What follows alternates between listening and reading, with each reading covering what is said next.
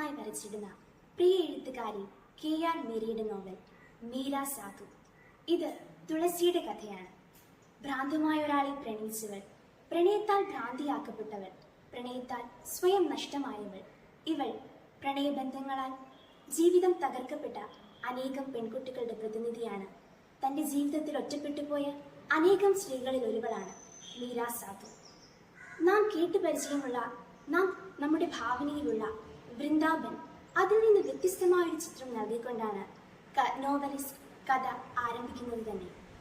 ഗോശാലയിലെ മൂത്രത്തിൻ്റെയും ചാണകത്തിൻ്റെയും മണമുള്ള വൃന്ദാവൻ, അവിടുത്തെ ഒരുപറ്റം മീര സാധുക്കൾ, അവരിൽ ഒരുവളാണ് കഥാനായിക തുളസിയും.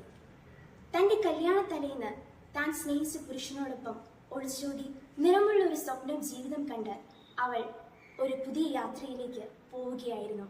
എന്നാൽ താൻ പ്രതീക്ഷിച്ചതല്ലായിരുന്നു ഇവിടുത്തെ കഥാനായിക തുളസിയുടെ ജീവിതത്തിൽ സംഭവിച്ചത്. തൻ്റെ ജീവിതത്തിൽ സംഭവിച്ച പ്രണയച്ചതിക്ക് അവൾ പ്രതികാരം ചെയ്യുന്നത് വ്യത്യസ്തമായൊരു വഴിയിലൂടെയാണ്.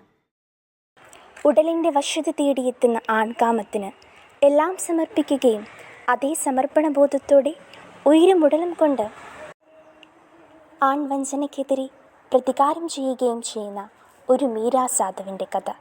അതെ, ഇത് വ്യത്യസ്തമായൊരു പ്രതികാരത്തിൻ്റെ കഥ.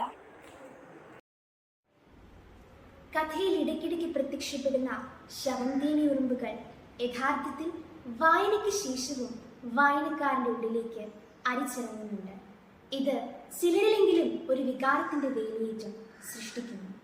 മീര സാധു എന്ന നോവലിലൂടെ കഥാകൃത്ത് KR മീര ഒരു മികച്ച വായനാനുഭവം വായനക്കാർക്ക് സമ്മാനിക്കുന്നു.